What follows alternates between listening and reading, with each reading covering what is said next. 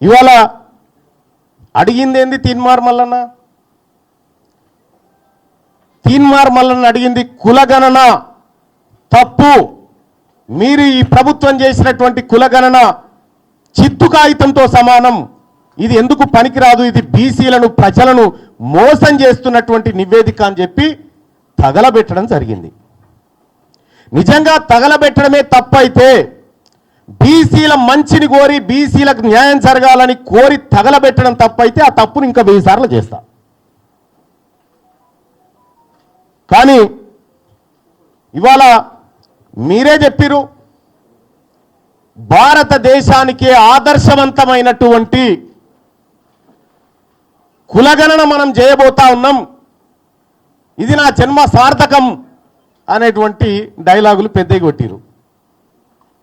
నేను కూడా చెప్పిన, కులగణన చేసే క్రమంలో ముఖ్యమంత్రి గారికి నేను కూడా సూచన చేసిన, 1931 తర్వాత అసలు మా తలకాయలను లెక్కించినోడు లేడు కులాల వారీగా. మీరే మంచి కార్యక్రమం చేపట్టిరు. మీరు చేపట్టే కార్యక్రమం దేశానికి ఆదర్శంగా ఉండాలి, రాహుల్ గాంధీ గారు తల ఎత్తుకొని మాట్లాడే విధంగా ఉండాలి, దీని ఒక పండుగ వాతావరణంలో చేయాలనేటువంటి మాట చెప్పడం జరిగింది. నిజంగా కులగణన సక్సెస్ చేయాలనేటువంటి ఆలోచన కనుక రాష్ట్ర ప్రభుత్వానికి, అందులో ఉన్న అగ్రవర్ణాలకు నిజంగా ఉంటే, కులగణన ప్రారంభోత్సవమే వేడుకలాగా జరిగి ముఖ్యమంత్రి గారు ఆయన ఇంట్లో, మంత్రులు వాళ్ళ ఇళ్లలో, ఎమ్మెల్యేలు కాంగ్రెస్ పార్టీ నాయకులంతా ఎవరింట్లో వాళ్ళు మొదటి రోజు చేసుకొని సమాజానికి ఆదర్శంగా చూపించేటోళ్ళు. గతంలో 2014లో కేసీఆర్ గారు సర్వే చేసినప్పుడు దుబాయ్, బొంబాయి ఎక్కడున్నాడు గురుకొచ్చిండు, అంత పకడ్బందీ ప్రచారం చేసిరు.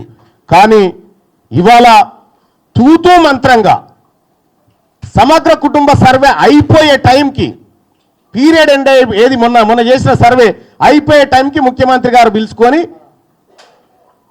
ఏదో తూతూ మంత్రంగా ఇచ్చినట్టు చేసిండు. ముఖ్యమంత్రి గారికే గంత నిర్లక్ష్యం ఉన్న తర్వాత మంత్రులకు నిర్లక్ష్యం ఉండదా?